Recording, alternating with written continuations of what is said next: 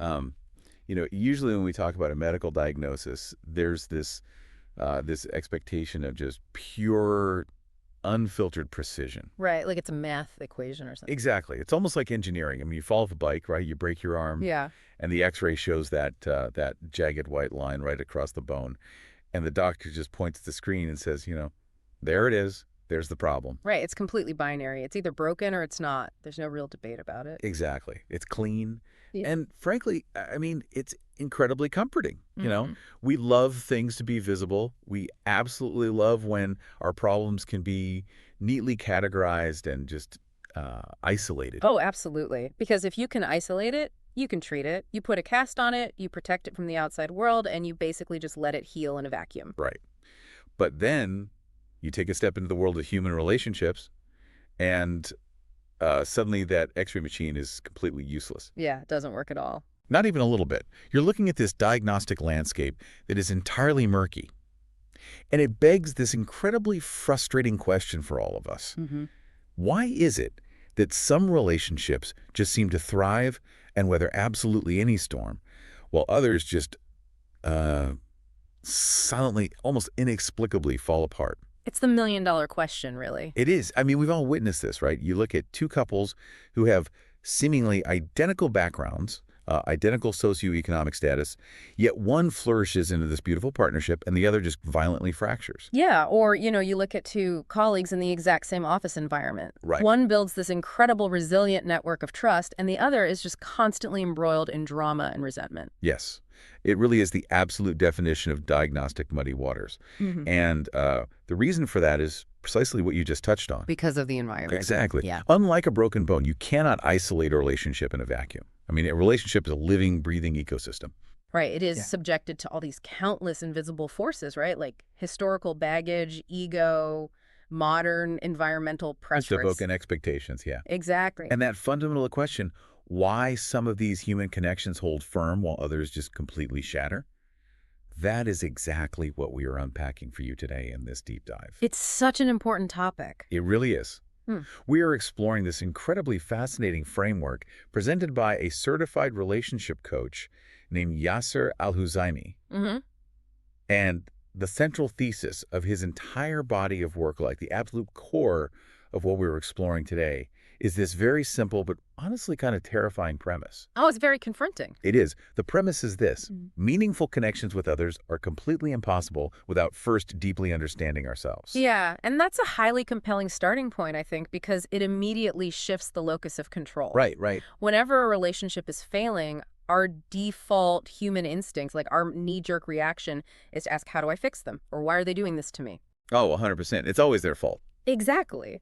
But this framework completely flips the camera around and asks, what is the product you are actually bringing to the social market? Right, the social market. And before we really get into the deep philosophy of how we examine that specific product, I want to establish some crucial context for you, the listener, about where these ideas are actually coming from. Yeah, the background here is essential. It really is.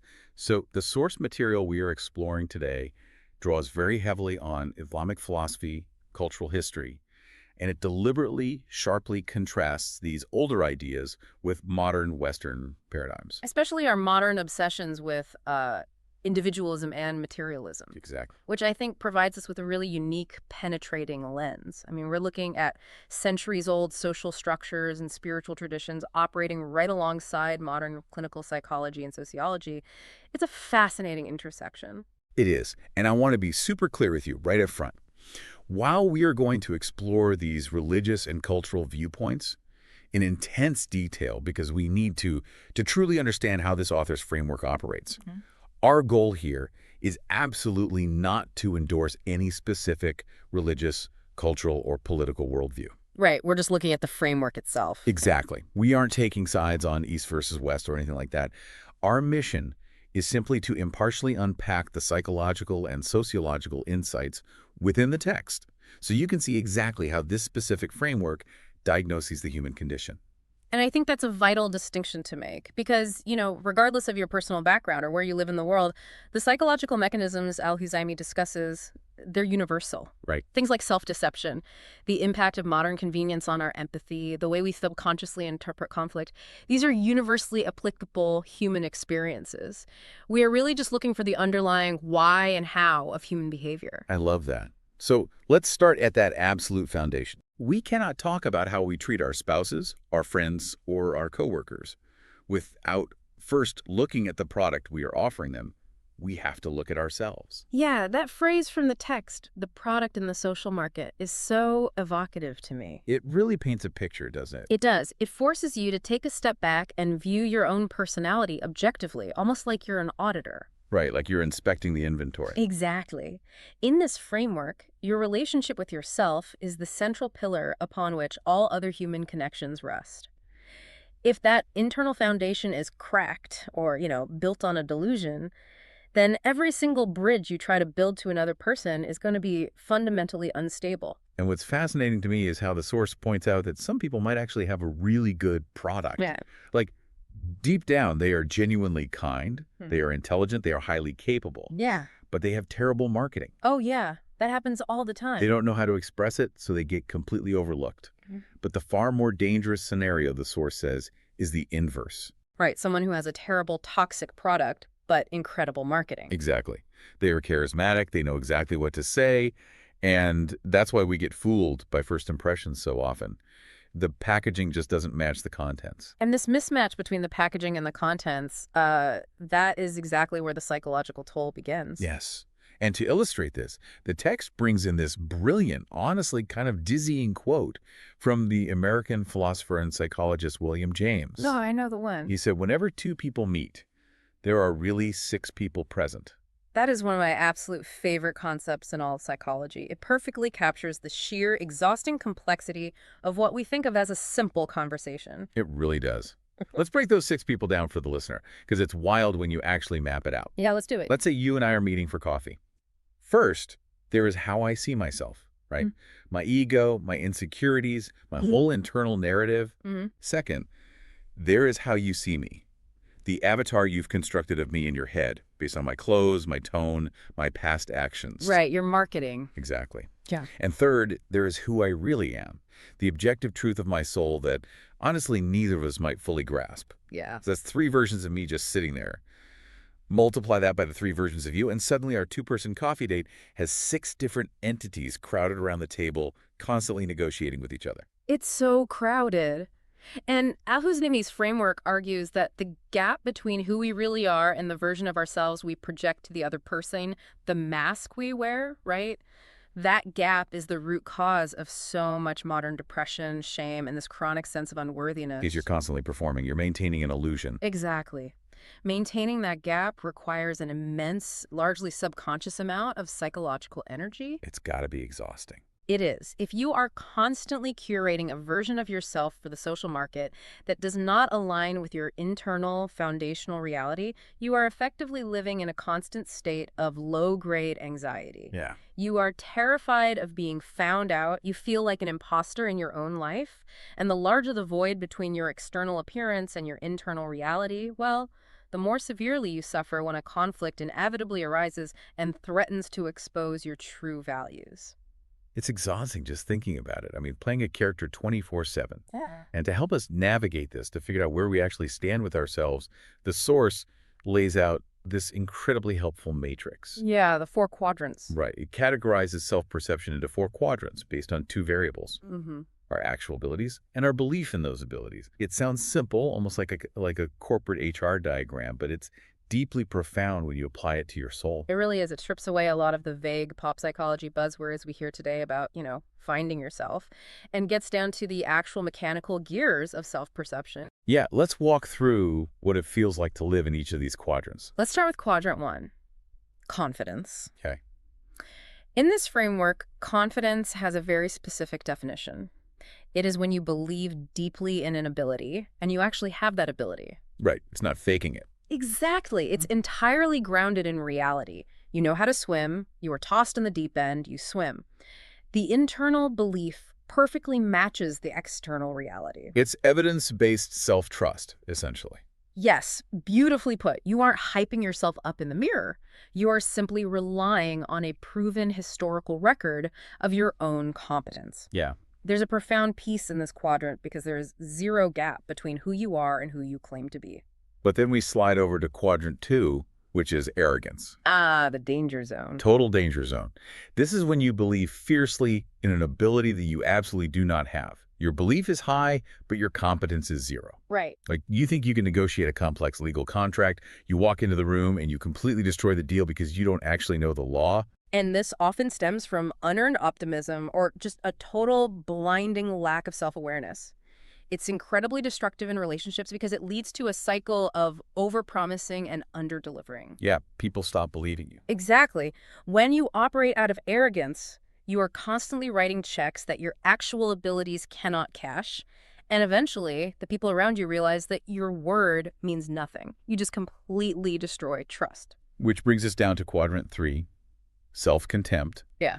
And reading about this one just broke my heart because we all know someone trapped here. It's very common, sadly. It is. This is when you have the ability, you have the talent, the intelligence, the kindness, but you absolutely do not believe in it. Your competence is incredibly high, but your belief is zero. Yeah. You're an incredible artist, let's say, but you hide your paintings in the closet because you are totally convinced they are worthless. And this is a massive, tragic barrier to human connection. If you hold yourself in contempt, you subconsciously push people away because you fundamentally do not feel worthy of their time, their praise, or their affection. Wow. You shrink yourself.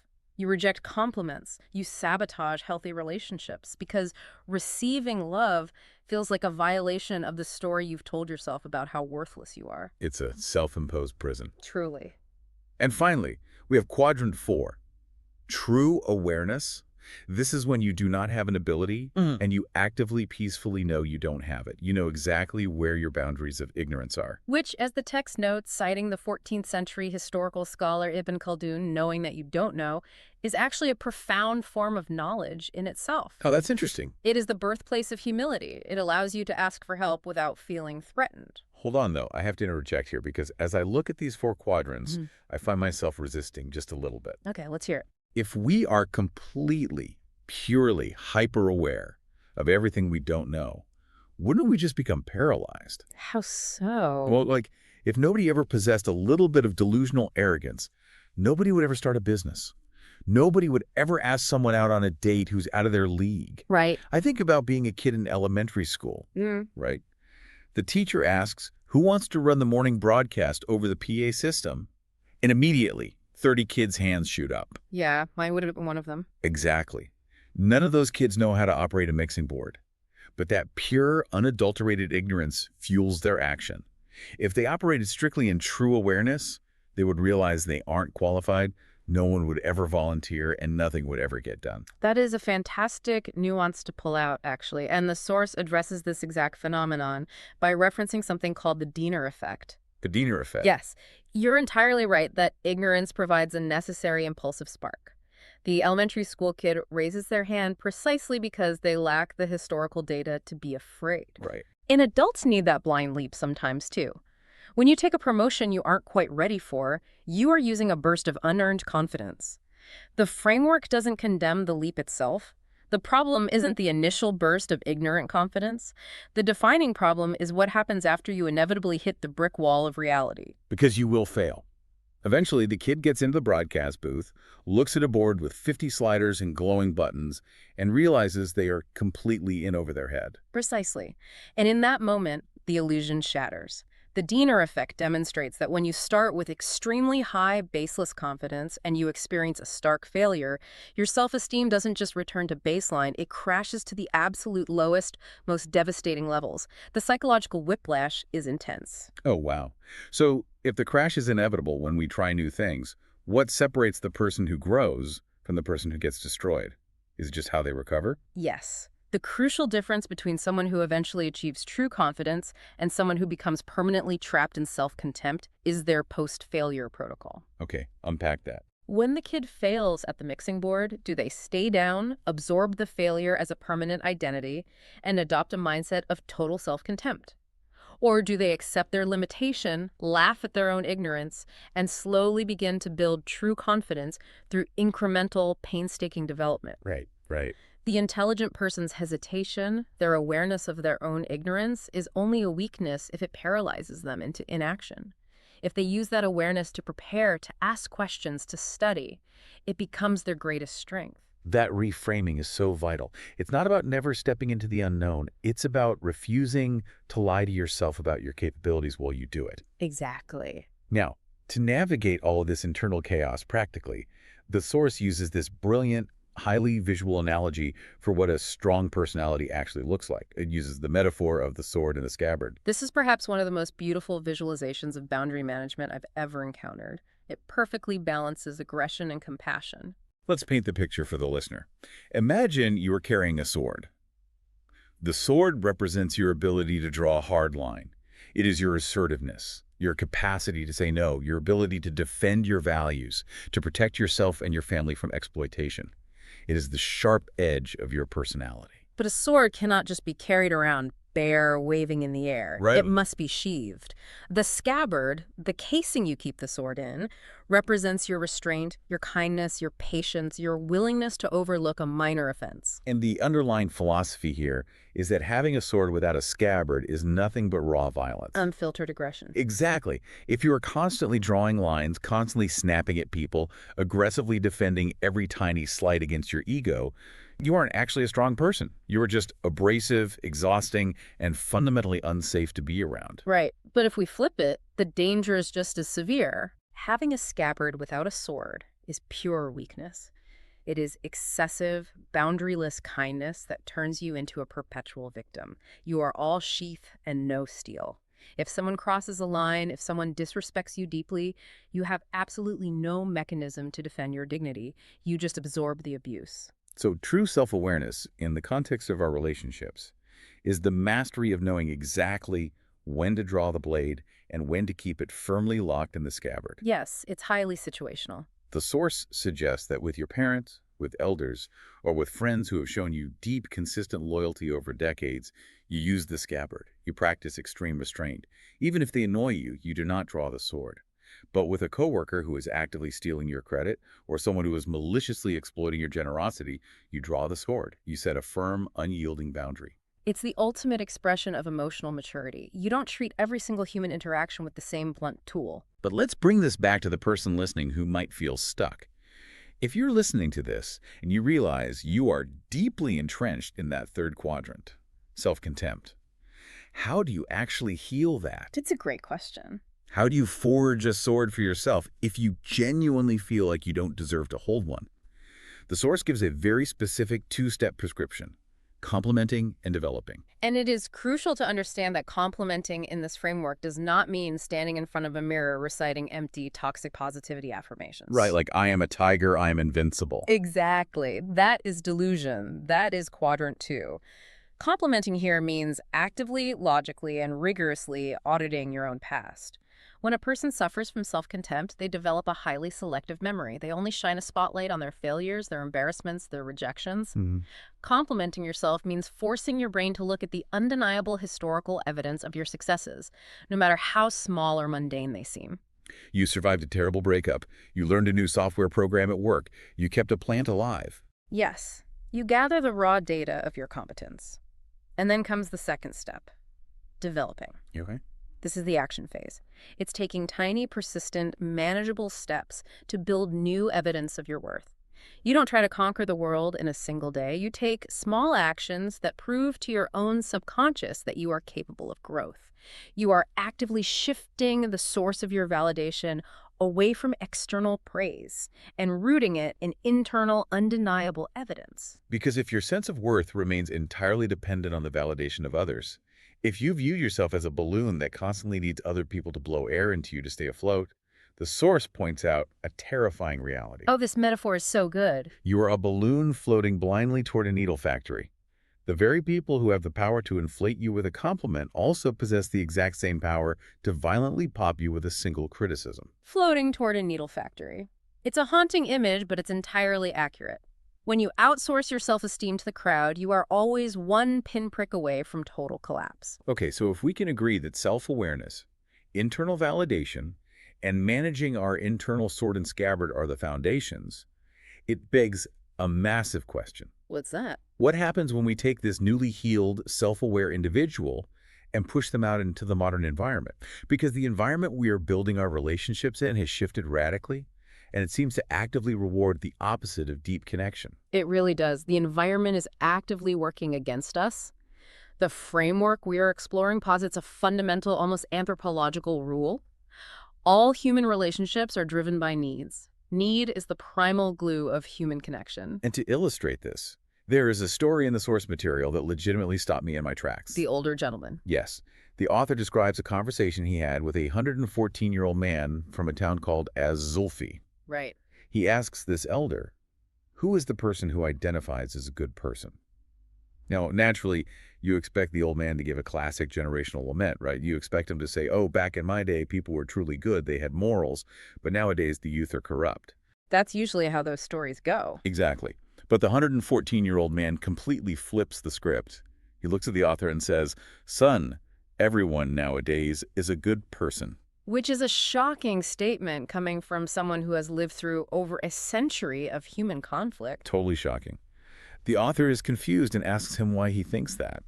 And the elder replies, as long as everyone has money, everyone is a good person. I used to respect and endure my neighbors because they took care of my family when I traveled away for work. No matter how difficult or annoying or abrasive my neighbor was, I endured him because I fundamentally needed him to survive. But now, your money is enough for you. This is a staggering piece of sociological observation wrapped in a simple, nostalgic anecdote. It really is. The elder is pointing out that the modern world, driven by rampant individualism and unprecedented material wealth, has systematically dissolved the traditional glue of mutual need. Think about what a village used to be. You literally could not survive without the people next door. If your barn burned down, you needed the physical labor of 20 neighbors to rebuild it. Therefore, you couldn't just cancel a neighbor because you didn't like their personality. Exactly. Financial independence means we no longer strictly need our neighbor to watch our kids because we can pay for a daycare. We no longer need our cousin to help us fix our roof because we can hire a contractor. We can simply swipe a credit card and pay for a service, completely bypassing the messy, friction-heavy reality of human interdependence. Hold on, though. I hear this, and a part of me pushes back strongly against the nostalgia. Okay, I see where you're going. Isn't this independence actually a deeply good thing? Like, I love that I can order food on an app and not have to bother my sister to cook for me if I'm sick. I love that I can hire movers instead of guilt-tripping my friends into giving up their Saturday to carry my heavy boxes. Am I actually doing damage by trying not to be a burden? It feels like I'm being considerate. It absolutely feels considerate in the short term, and there is undeniable comfort in that autonomy. But the framework asks us to examine the long-term invisible cost of this dynamic. The invisible cost. Yes, it identifies the shift as the rise of contractualism. When we replace mutual reliance with financial transactions, I pay you money, you deliver service, end of interaction, we entirely remove the emotional and moral obligations that form the bedrock of a relationship. It is incredibly efficient, yes, but it is surgically stripped of humanity. It creates a life that is highly functional but entirely transactional. And the source gets pretty dark here when exploring where contractualism inevitably leads. It argues that a purely transactional society inevitably descends into dehumanization. Yeah, this part is heavy. It is. And it points out that there are three specific systemic elements that, when combined, actively remove the moral restraint from our interactions. Those three elements are bureaucracy, small repetitive tasks, and reducing people to numbers. And this is where the author draws a very chilling, sobering historical analogy. They point out that these exact three elements, a rigid bureaucracy, heavily compartmentalized repetitive tasks, and reducing individual humans to mere numbers, were the precise administrative mechanisms that allowed atrocities like the Holocaust to occur. Wow. When you break a process down so that one person only stamps a paper, another only pulls a lever, and the victim is just a digit on a ledger, the individual participants are able to completely disassociate from the moral weight of their actions. People are reduced to logistical tasks on a checklist. Now, obviously, the author is absolutely not equating the atrocities of history with modern daily life. Right, right. It's the mechanism. Exactly. They are applying that exact underlying psychological mechanism softly to modern society to demonstrate how terrifyingly easy it is for us to disconnect from each other's humanity when the system encourages it. Think about how this manifests in modern medicine. The source uses the hospital as a prime example of this soft dehumanization. Oh, this is such a good example. You walk in sick and terrified. One person behind a glass partition registers you without ever looking up from their screen. Another person takes your blood pressure in a hallway. Someone slaps a plastic band on your wrist with a barcode. You are now officially a number in the system. Right. Finally, a doctor who has never met you and doesn't know anything about your life comes in for exactly 5 minutes, treats you entirely as a biological puzzle based on a chart, and leaves. It is a series of highly efficient, disconnected, dehumanized tasks. No one in that hospital is evil. In fact, they are trying to heal you. But the system itself is structurally designed to omit the human story. Or look at the technology we use every single day. Look at ride-hailing apps. You summon a car with a button. You get in the back seat, you put your noise-canceling headphones on, you stare at your phone, and you never speak a word to the driver. Yeah, we've all done that. You are nothing but a GPS pickup coordinate and a drop-off destination. To you, the driver is not a father working a second job to pay for his kids' braces. He is merely a mechanism to move you through space. There is no greeting, no eye contact, no shared human story. And at the end of the ride, you reduce that human being's entire livelihood and dignity to a 5-star review metric on a screen. That's wild. That is the pinnacle of contractual justice, but it is completely, violently stripped of human kindness. It's chilling when you frame it that way. And this leads directly into another concept the source brings up, which is the idea of planned obsolescence. We all know this term from the tech world, right? Yeah, replacing things instead of fixing them. A company designs a printer with cheap plastic parts Yeah. so that it breaks after 2 years, because it's literally cheaper for the consumer to throw it in a landfill and buy a brand new printer than it is to buy replacement ink or hire a repairman. But the source argues that this exact consumerist mindset has migrated from our electronics directly into our human relationships. That is the truly insidious nature of cultural shifts. They don't stay confined to economics. They bleed directly into our psychology. We are conditioned by a lifetime of consumerism to believe that replacing something is always fundamentally easier and better than repairing it. Right. A friend annoys you or disagrees with your politics, don't have a hard conversation, just block them. Your marriage hits a deep, stagnant rough patch. Don't go to therapy, file for divorce, and find a new partner. Well, it's disposable. Exactly. The cultural water we swim in teaches us to treat human beings as disposable commodities. We've programmed ourselves to be incredibly impatient. We want the shiny new model instead of doing the grueling, unglamorous work of fixing the broken one we already have. And social media acts as an incredibly potent accelerant to this disposal culture. It creates the mesmerizing illusion of deep connection while actively, systematically diluting our emotional responsibility to one another. Yes. The example they give regarding grief is devastatingly accurate. Let's say someone in your periphery, an old coworker, a distant cousin, suffers a terrible loss. Their parent dies. In the past, the friction of the village meant you had to physically show up. Right. You would bake a casserole, drive to their house, sit with them in their awkward, painful grief, and bear a fraction of the emotional burden of their pain. Now you send a WhatsApp message with a prayer hands emoji. And notice the physiological reaction you have when you hit send. You feel an immediate wave of relief. Exactly. You sent the text, you did your socially mandated part, your obligation is officially fulfilled, you get to put your phone in your pocket and go back to drinking your coffee, completely unburdened by their tragedy. But think about the person grieving. Yeah. They are sitting completely alone in an empty living room reading glowing words on a glass screen. We have created a society where we are celebrating our greatest triumphs and mourning our deepest tragedies in total, suffocating physical isolation, all while surrounded by the mirage of a massive digital crowd. It creates a web of relationships that are, as the text brilliantly summarizes, comfortable but not safe. Because when the real storm hits your life, a network of contractual, low-effort digital connections is absolutely not going to show up to help you rebuild your house. They will send a sad emoji while the roof caves in. So true. So this brings us to a critical pivot point. If the environment is actively pushing us toward these transactional, disposable, dehumanized connections, how do we fight back? How do we reclaim our humanity in a system designed to strip it away? Well, it requires a very specific type of emotional intelligence because conflict in these relationships is inevitable, but how we process that conflict dictates everything. The foundational idea here is a massive paradigm shift. Hmm. In this framework, conflict resolution does not start with analyzing what the other person did. It starts entirely with analyzing how you interpret what they did. Right. There is a critical microscopic gap, like a fraction of a second, between an external action occurring and your internal reaction to it. And the source uses a brilliant, visceral example to illustrate this gap.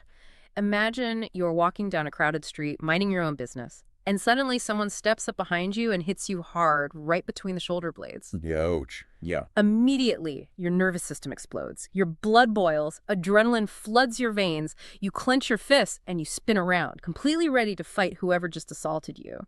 But when you spin around, you see that the person who hit you is your absolute favorite uncle who you haven't seen in 5 years. Oh, man. Instantly, in a millisecond, the anger evaporates, the clenched fists turn into open arms, and you laugh and hug him. Now, let's slow that moment down and analyze what actually happened. Yeah.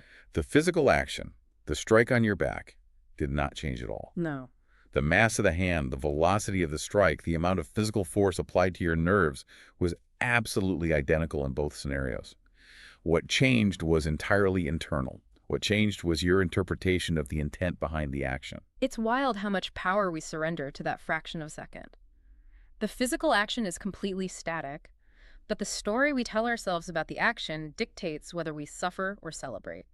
And emotional intelligence, as defined in this framework, is the active, conscious management of that interpretation space. The source strongly advocates for a practice we can call the goodwill interpretation.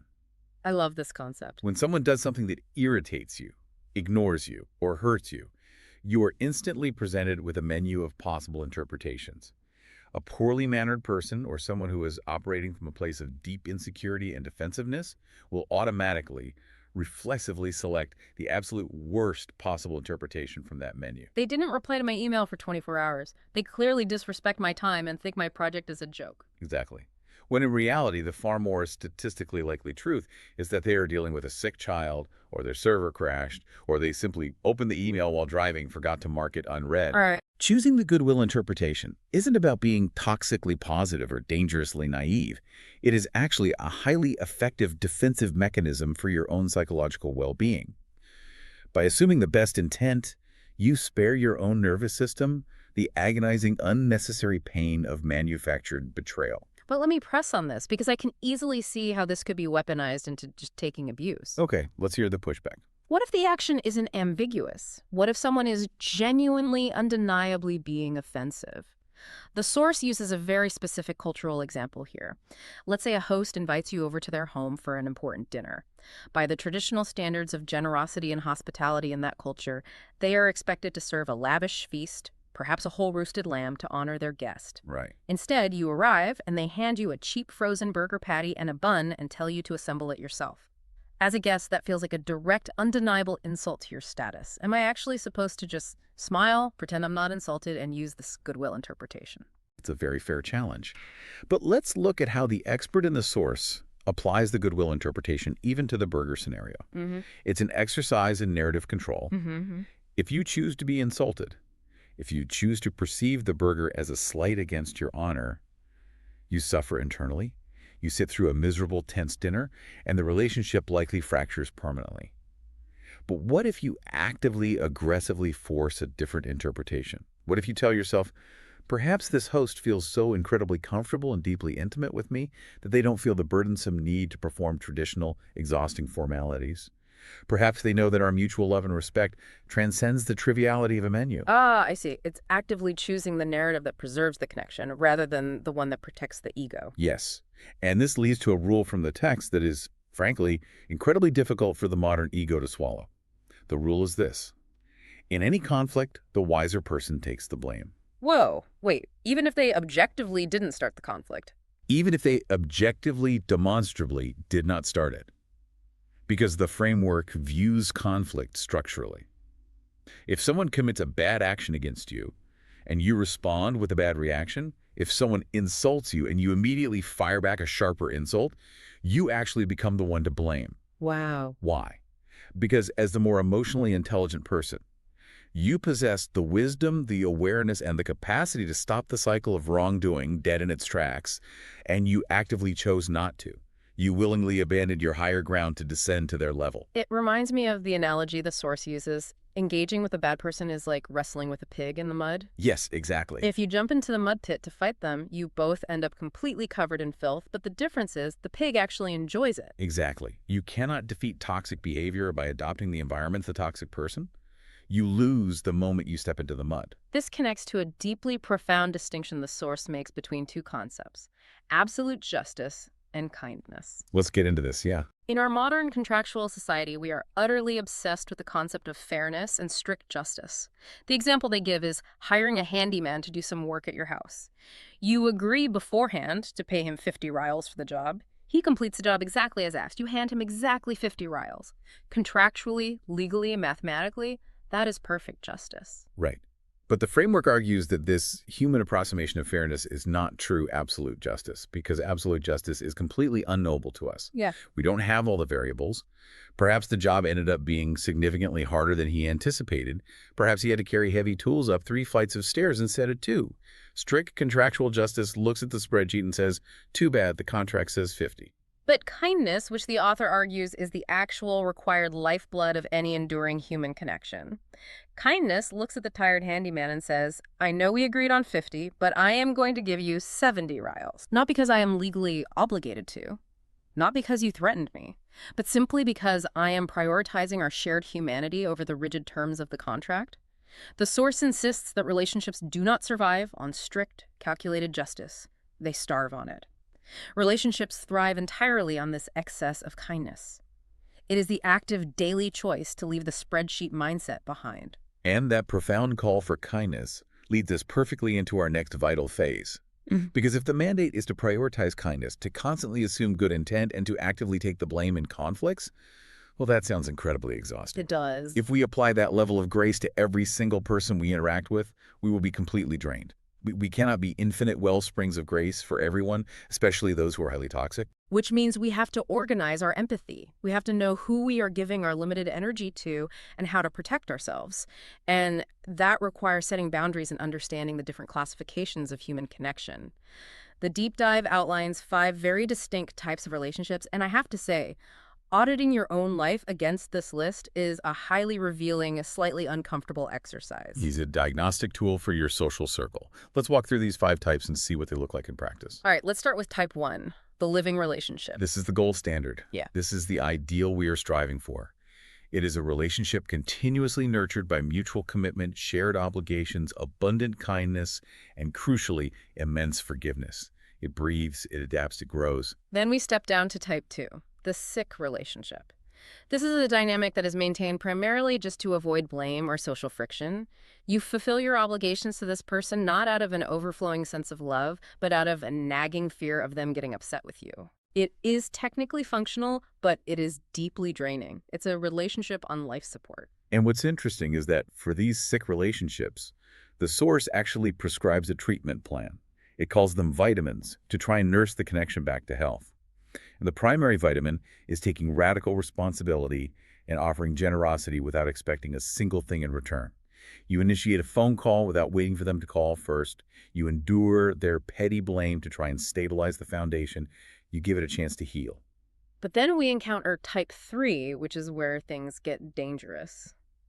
The sickening relationship. Well, this one is rough. This is far worse than just sick. This is a highly parasitic, one-sided dynamic where the other person constantly, relentlessly demands more energy, time, and resources than they ever give back.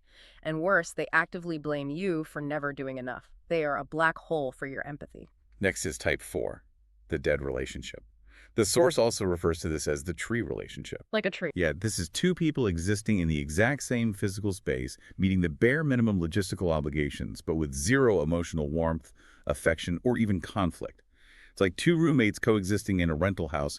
They both know they're moving out of sin. And the Source points out how tragically common this is in modern marriages, where both partners are so entirely consumed by their individual careers and screens that they just become ghosts passing in the hallway. That's incredibly sad. And finally, type 5, The unlawful or infatuation relationship.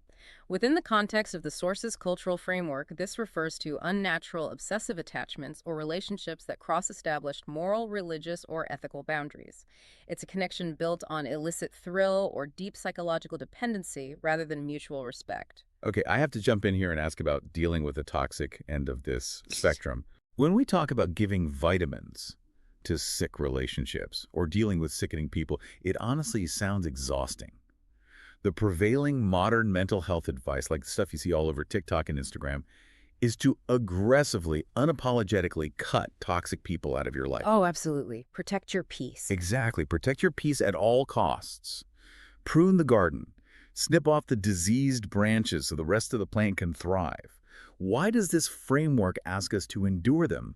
Why not just block them and move on with a peaceful life? That really is the modern reflex, isn't it? The absolute block and delete culture. But the expert in the source pushes back very explicitly against this as a default strategy. Blocking someone is often just a modern technological escape from emotional responsibility. It's a blunt instrument. Yeah, that makes sense. Instead, the framework introduces a much more sophisticated, nuanced method of boundary setting, the concept of lowering the rank. Lowering the rank. Walk me through how that actually works in daily life. Instead of burning the bridge to the ground with a massive confrontation, which usually just creates endless drama, gossip, and lingering animosity, you treat your social circle like a fluid hierarchy. If someone is consistently exhibiting toxic, sickening behavior, you do not declare a formal war. You just quietly, unilaterally demote them in your internal hierarchy. So you just back away slowly. Essentially, you reduce your response time. If they call you 3 times, you only answer once. You offer fewer sacrifices of your time. You politely decline invitations. You emotionally detach without severing the cord completely. The source even mentions an internal spiritual coping mechanism for this demotion. You intentionally stop praying for them, which when you view it in a deeply religious context is a profound, significant shift of your internal emotional investment. It is. It's a silent, invisible recalibration of your energy. Yeah. You are protecting your peace without creating an enemy. And there is this brilliant, incredibly practical, tactical move mentioned in the text for enforcing this emotional demotion. Actively changing the person's name in your phone's contact list. It sounds almost too simple to work, but it is remarkably effective because it fundamentally rewires your psychological trigger every single time their name flashes on your screen. Yes. The example given is, let's say you have a close friend saved in your phone as the Dear Sarah. But Sarah betrays your trust or starts acting incredibly toxic. Yeah. You don't block Sarah. You just open your contacts, hit edit, and delete the Dear. She's now just Sarah. Right. It gives you this tiny, private micro sense of victory and actively reestablishes your boundary every time she texts. Or, conversely, you can use this exact same phone name tactic to protect a living relationship during a period of intense conflict. Oh, this is a great example. The source provides a beautiful historical example to illustrate this, drawing on the dynamic between Aisha and the Prophet. Imagine a husband who is absolutely furious with his wife during a bitter argument. Instead of letting his anger run wild, he changes her contact name in his phone to mother of child's name. Why? Because in the blinding heat of anger when she calls him, seeing that specific title forces his brain to instantly remember the core unbreakable glue of their shared life. Wow. It forcefully intercepts his rage with a reminder of her foundational importance to his family.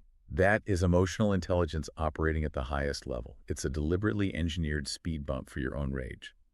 Now, earlier we mentioned that 5th type of relationship infatuation, and the source makes a massive, vital distinction between healthy love and unhealthy attachment. And the metaphor they used here with the car was just perfect. It perfectly captures the difference in the literal physical energy of the two states. True love is described as driving a manual transmission car in 5th gear on an open highway. It is smooth, it is incredibly efficient, it has massive momentum, and the engine is quiet. It feels effortless. But attachment is like trying to drive 70 miles an hour on that same highway, but you are stuck in 1st gear. The engine is absolutely roaring, the RPMs are in the red, the car is violently shaking, it's burning massive amounts of fuel, but you aren't actually getting anywhere. It feels intense, but it's completely destructive, and eventually, the engine is going to catastrophically blow out. Because attachment is fundamentally rooted in deep anxiety, insecurity, and a desire for possession, not mutual growth. The source paints this incredibly vivid, haunting picture of what it calls the mental village of infatuation. Yeah, break down the mental village. When you become unhealthily attached to someone, you construct an entire imaginary architecture around them in your mind. First, you build a platform to elevate and worship them. Then, you build an altar where you constantly, obsessively sacrifice your own needs, your hobbies, and your friends just to please them. Yikes. Then you build a hospital where you retreat to whine and complain about the constant pain and anxiety they cause you. And finally, you build a watchtower where you sit and stalk their social media, monitoring their every single move out of sheer paranoia. It's an illness. It's not a relationship. It's a full-blown pathology. When you are operating in that mental village of attachment, you aren't even seeing the real flawed human being in front of you. You are seeing a perfect idol that you have constructed in your own mind. Exactly. And the tragedy is, when that idol inevitably acts like a normal, flawed human being and makes a mistake, the attached person feels so deeply cosmically betrayed that the relationship instantly turns vindictive. Because you handed a mortal human being the power of a god over your emotional state, and they inevitably fail to live up to the impossible theology you created for them. Which is a perfect segue into our final core topic of this deep dive. We've talked about boundaries and lowering ranks and identifying toxic dynamics. Knowing where others stand in our lives is vital. But equally important, and perhaps much harder to accept, is knowing exactly where we stand in the lives of others. This is the ultimate crucible for both self-awareness and empathy. The framework introduces a concept called the social number.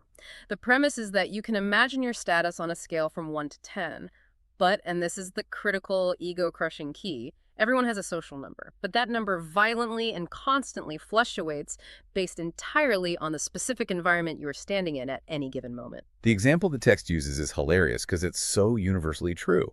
Imagine a highly respected, tenured university professor. When he is standing in the lecture hall, surrounded by wide-eyed freshmen and deferential junior colleagues, he is an absolute one. He is the apex of that environment. People take copious notes when he clears his throat. He possesses total authority. Right. But then the lecture ends, he drives home, walks into his kitchen, and his wife asks him why he forgot to pick up the eggs from the grocery store on his way home.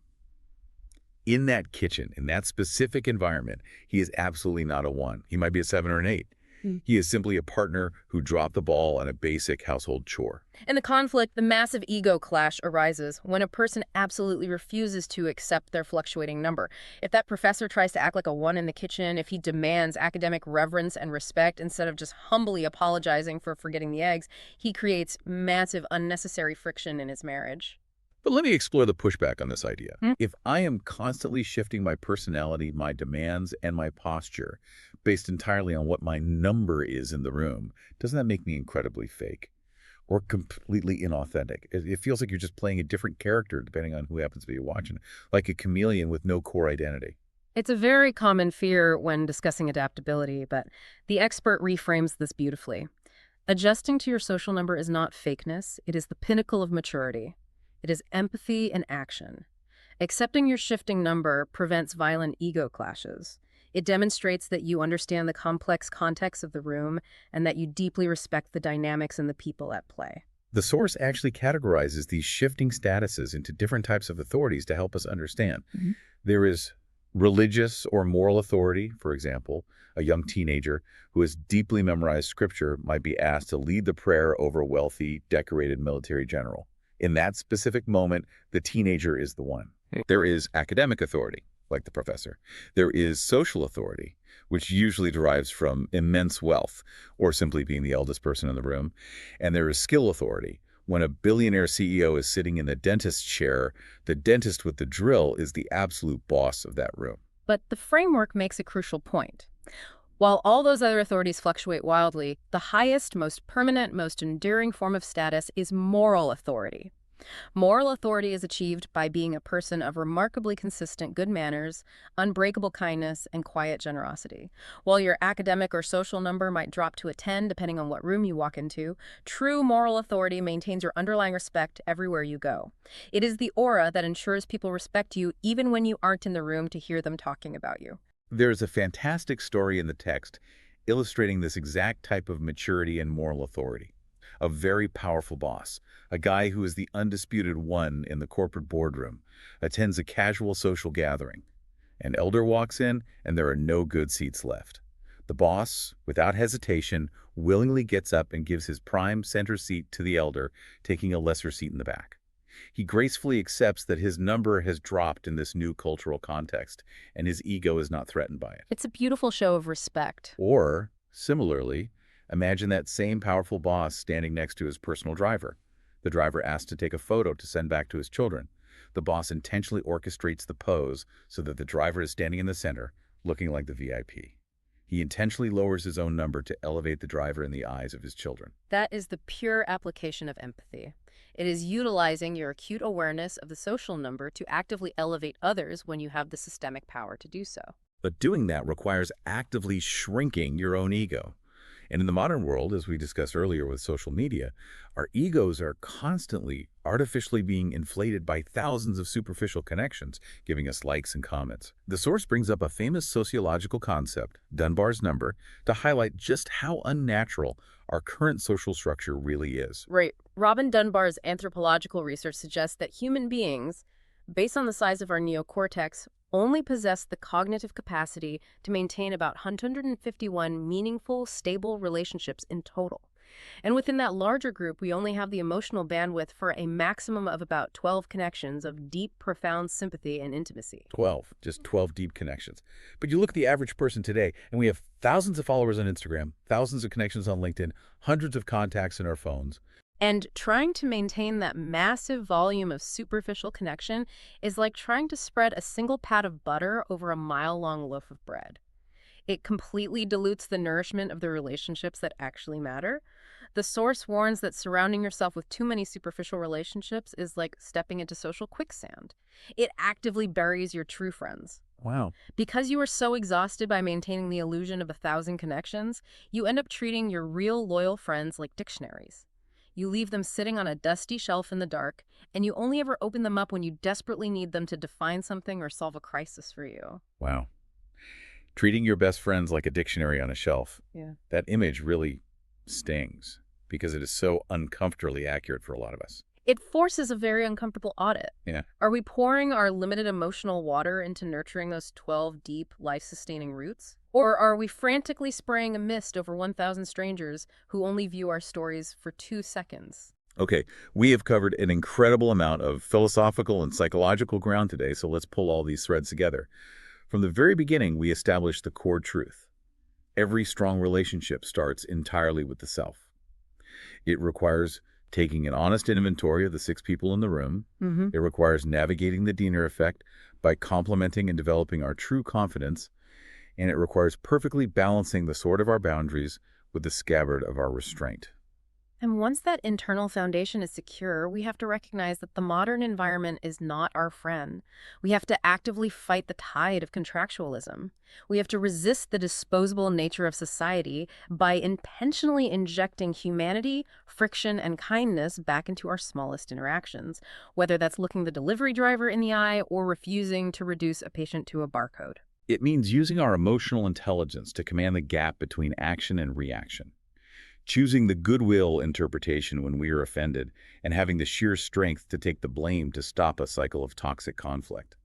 It means organizing our social circles, knowing who is living, who is sick, and who is dead, and having the maturity to quietly lower ranks instead of dramatically burning bridges, and ultimately having the humility to know our social number in any given room so we can shrink our egos and elevate others. When you look at it from a bird's eye view, it is a framework that demands incredibly high accountability, but pairs it with incredibly deep grace. So here is our call to action for you listening right now. We want you to take this philosophy out of your headphones and put it into practice today. Think about one specific relationship in your life right now that is causing you friction or anxiety. Run it through the diagnostic. Is it a living relationship, a sick one, or a dead one? And then take one small, tangible step today to inject kindness over strict justice into that connection. Maybe that means you open your phone and change their contact name to something that reminds you of their fundamental humanity. Or maybe it simply means that the next time they send a text that irritates you, You take a deep breath, command the gap, and actively search for the goodwill interpretation before you fire back a reaction. Because the quality of your life is entirely dependent on the quality of that space between action and reaction. And before we go, I want to leave you with one final, deeply provocative thought from this framework to mull over. We spend our entire modern lives striving for absolute financial independence, absolute autonomy, absolute self-reliance. We build these impenetrable fortresses of convenience because we are terrified of being a burden and we are terrified of needing anyone. We want the food delivered to the door so we never have to ask a neighbor for a cup of sugar. Exactly. But what if the exact thing we are running away from so frantically, our vulnerability, our messiness, our inconvenient, undeniable need for one another, what if that friction is actually the only environment where true love can survive? Remember that X-ray machine we talked about at the very beginning? The one that fails to diagnose a broken relationship. Maybe the reason the picture of our social lives is so murky is because we keep trying to look at individuals in total isolation. Yeah. But humans aren't meant to be isolated, pristine bones. We are meant to be the messy, complicated, connected tissue. If we use money and convenience to completely eliminate our need for each other, we just might permanently lose our ability to connect. It's definitely something to chew on the next time you reach for your phone to order a seamless solution instead of doing the brave thing and asking a friend for help. Thanks for taking this deep dive with us today. We'll catch you on the next one.